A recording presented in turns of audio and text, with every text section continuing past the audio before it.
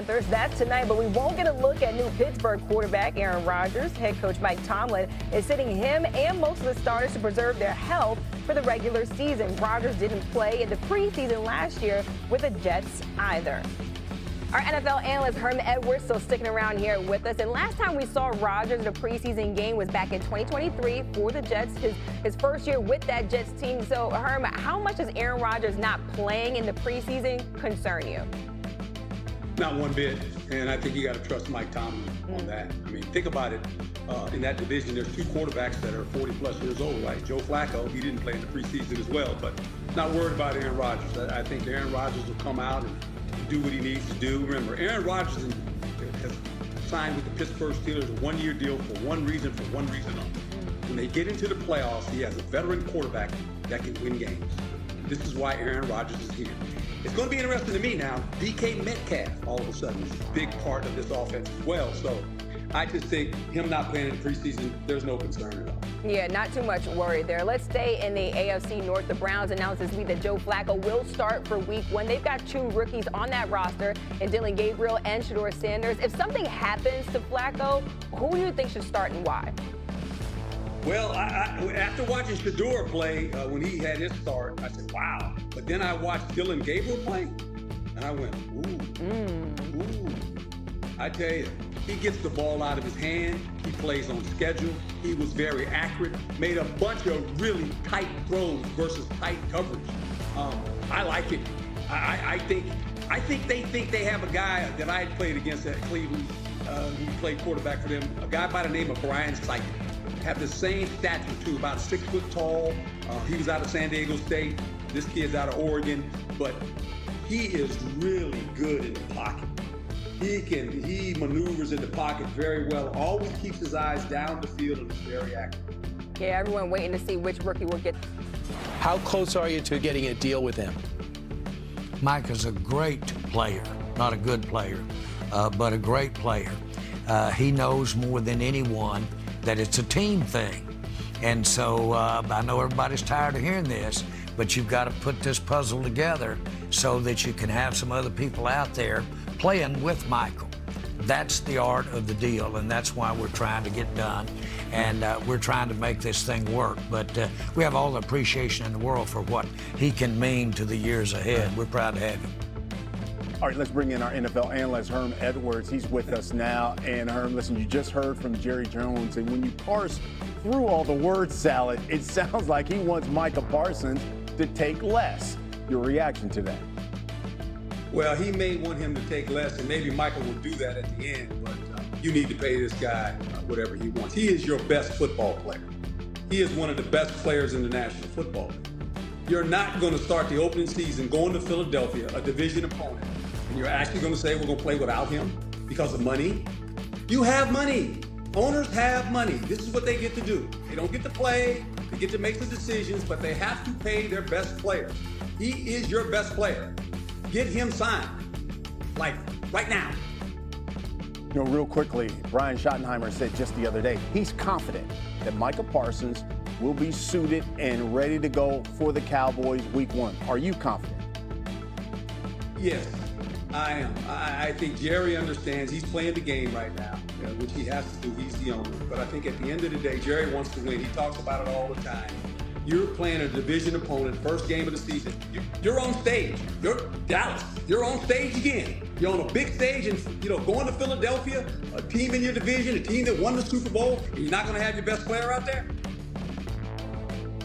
Will be interesting to see what happens. Micah Parsons led the league in pass rush, win rate, and pressure percentage since he entered the NFL all the way back in 2021. Herm, sit tight, don't go anywhere. More from you in just a moment. Amina? Yeah, now we head to New York as the Giants have released their first unofficial depth chart ahead of tonight's preseason finale at home against the Patriots.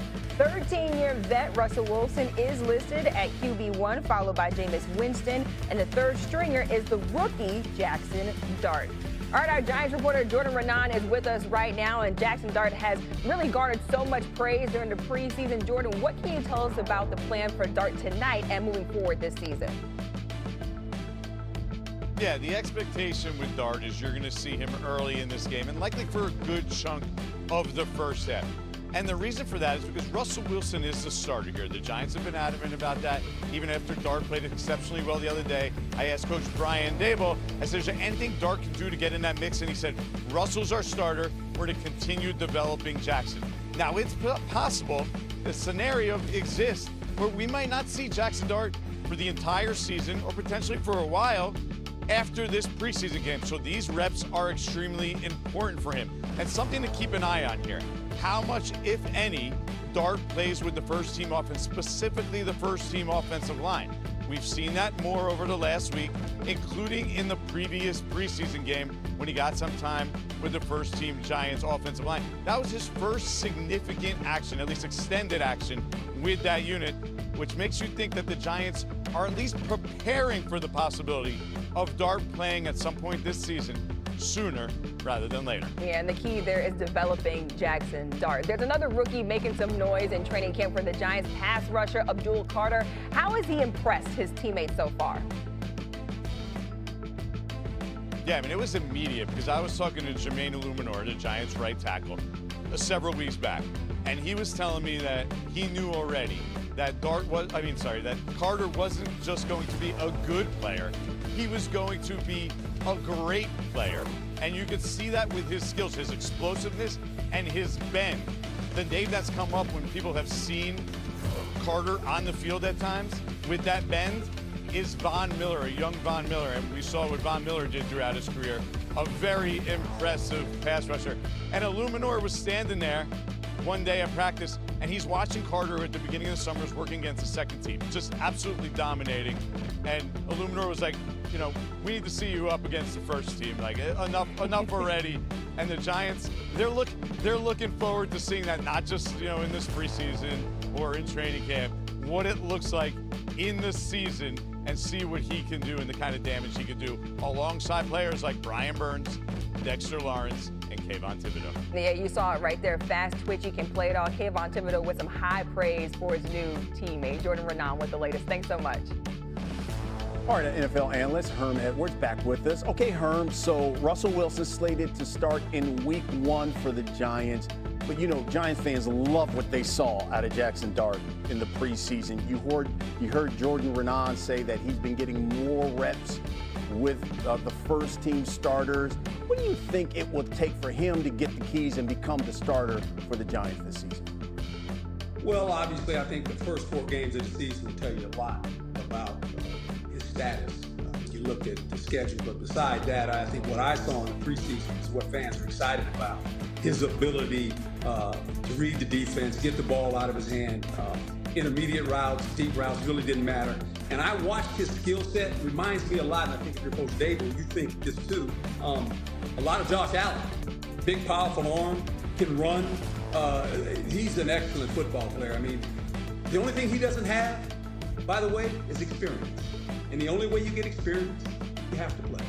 That's the only way you get it. You don't get it standing on the sideline, holding the clipboard. You get it by playing. I thought it was interesting you said the first 4 games will say a lot. I want you to take a look at the Giants' schedule. And when you look at their schedule, Herm, what do you think makes sense then if you're the Giants, you're going to make this transition for Jackson Dart to start? When? Well, the league wasn't kind to the Giants. I mean, they start off with, 4 playoff teams. 2 happen to be in their division on the road. So if you go through this gauntlet of games, these first 4, that's what you're looking at. And let's just say you're 1-3. Guess what you're about to do? You're going to make a change at the quarterback position. I had to do this when I was with the Jets. We actually started out with Vinny Testaverde. Chad Pennington was the first round pick prior to when I got there. Coach Parcells drafted Chad Pennington. He was on the bench. And then all of a sudden we were 2-5. And I can remember coming from Jacksonville, I called the offensive coordinator to the back of the plane and I told him this. Get 10 ready to play. 10 was Chad Pennington, so he started.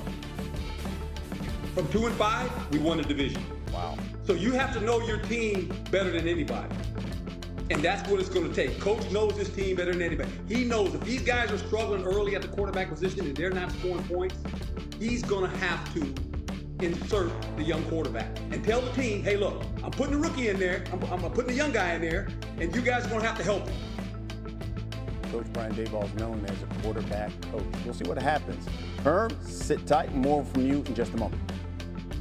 And let's take a look at the other side of this matchup with our Patriots reporter, Mike Reese. And Mike, as Drake May enters year 2, what has new head coach Mike Vrabel been telling him to work on?